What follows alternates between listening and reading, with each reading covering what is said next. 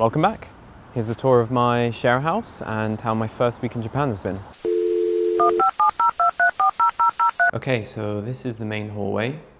It gets pretty cold in winter, especially when you're walking between your room and the kitchen, but does the job. Here's the main kitchen slash lounge space, which is pretty spacious. Pretty happy with it. In terms of the kitchen, you've got a shared fridge, which you have to put your stuff in boxes for your room and write your name on it and stuff like that. You've got kitchen utensils that you can use. You've got hobs and I guess a grill, which I've not used, but what else? Sinks, got cutlery, shared freezer, which again you have to put it in a bag and put your room number on it, kettle, etc. And this space is just for having your food, chatting, etc. You've got microwaves, more storage for your own kind of cooking stuff, you know, kind of a pantry, and more stuff here. And over around here is where the washing and drying is. So these are like coin machines, 30 minutes for 100 yen.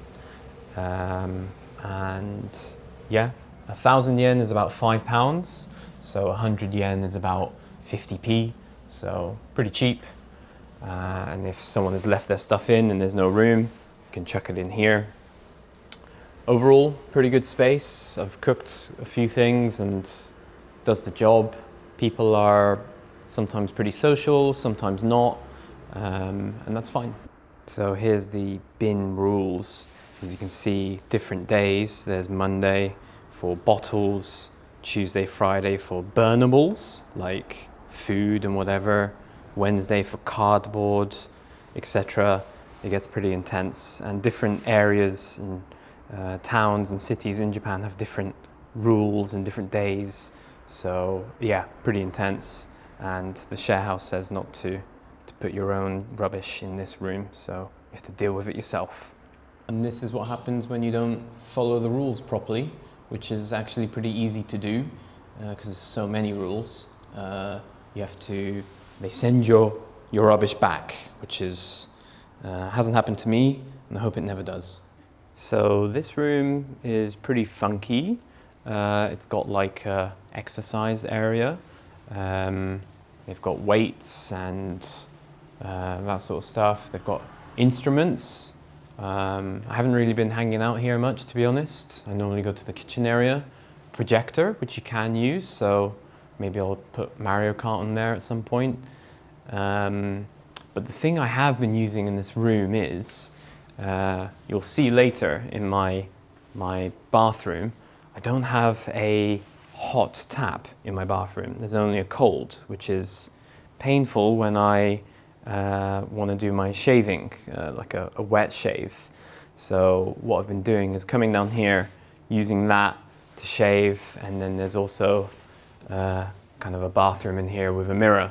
So kind of cheeky, but gets the job done. So this area here is kind of the bike storage, which I'm able to use. I double checked. And yeah, I'm planning to get a bike probably today. 50 quid used, 100 quid new, so super cheap. And round here is where you take your bins out.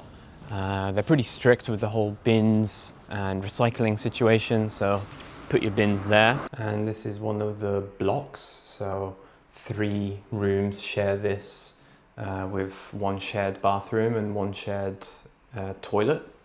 And this area here is called a genkan in Japanese.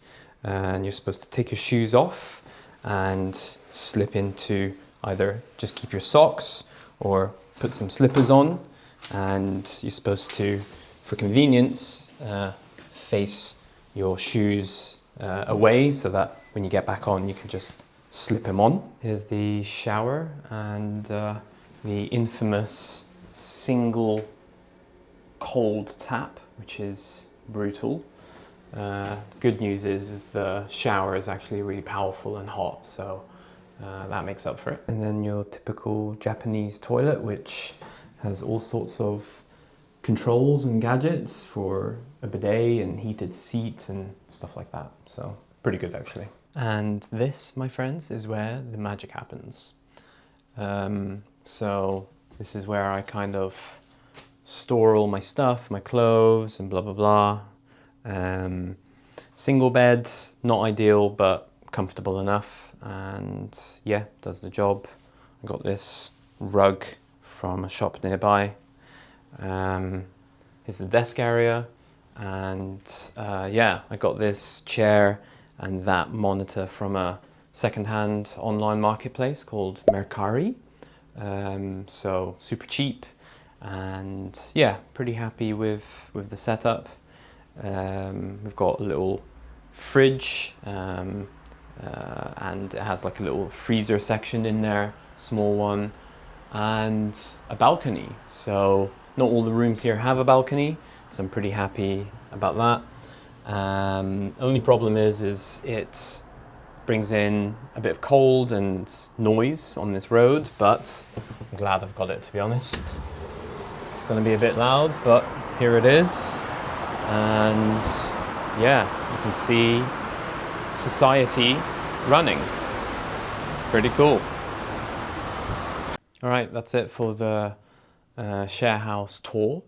Overall, pretty happy with the way things have turned out. It was pretty intense at the beginning, but I think I've kitted out the room nice enough. And yeah, the plan is to stay here maybe 6 months, 12 months, and then maybe find an apartment. I don't know, see at that point. But yeah, let me tell you a bit about what's been happening in the last week. Right, so for the first week, it's mainly been kind of admin stuff. So I talked about this stuff in my last video.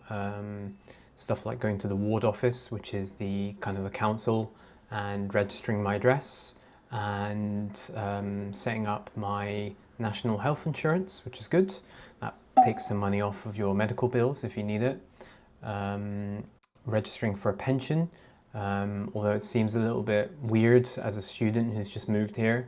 It's a requirement, but you do also apply for an exemption. So I don't think I'm really going to be paying anything towards it at the moment. I'm not 100% sure. Also, I got a bank account set up, so I'm just waiting for a cash card to arrive. Dealing with this stuff in the ward office, there wasn't any English speakers, so I used whatever Japanese I could, and Google Translate is great for the conversation mode.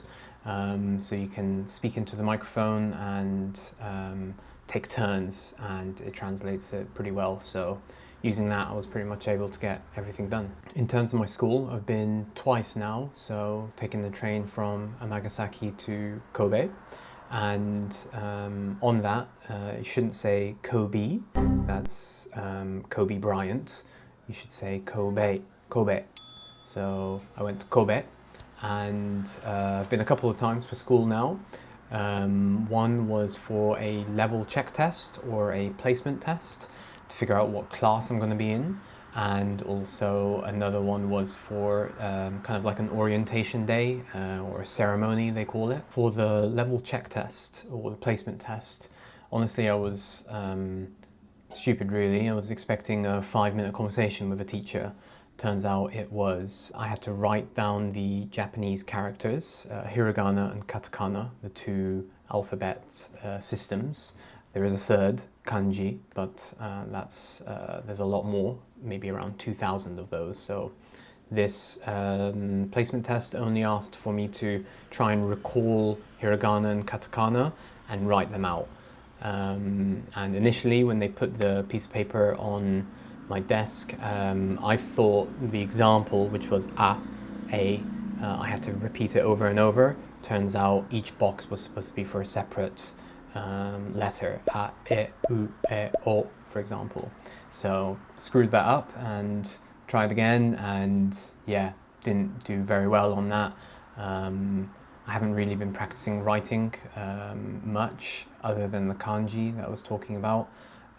So yeah, that was a bit fail. There was also like a spoken aspect to it, speaking to a teacher. He was asking me, I think, up to 10 questions, and I had to respond. And some I did well, some I didn't do well. And then also there was almost like an exam, to be honest. It was 4 kind of A5 size sides of questions, and I had to just, you know, write out the answers. Again, my writing isn't great, so I was having to scan the page for characters so I can copy them, sort of thing. So I'm definitely going to be practicing my writing. I think it's going to be necessary for school. They're expecting good writing skills. It was pretty intense, stressful. I was hoping I could do a bit better, but as I mentioned in my last video, it doesn't really matter, I guess. It's designed to figure out which class to put you in for your benefit, so I think it's all good. But yeah, overall not too bad. And then a couple of days later we had a enrollment ceremony, which was pretty interesting experience, to be honest. So they went over the rules, you know, don't be late, etc, etc. One part was quite interesting. They asked you to, they would call your name out, and then you stand up and you're supposed to bow in 3 different directions. So stand up and say "Hai," which means yes, and then bow, and then we would do it one by one, and there's probably about 30 people, so it was kind of nerve-wracking for no reason. Like, you didn't even need to say anything, but just stand up and bow, but still felt nervous to, I don't know, mess up somehow. So yeah, but yeah, it was nice to meet everyone. There's people from all over the world, America, Canada, Italy, India, a big group of students from Myanmar, which is cool. They provided lunch, so that was fresh sushi, which was super tasty, and pizza and snacks and drinks and stuff like that. And then they told us which class we're going to be in. So I'm going to be in the morning class, which initially I wanted afternoon so I can have a chill morning, but I guess it's nice to get class done in the morning and then have the afternoon to carry on studying or go out or whatever. And I actually met someone who's going to be in the same class as me, a lady from Hong Kong who was super friendly, and we had a good chat.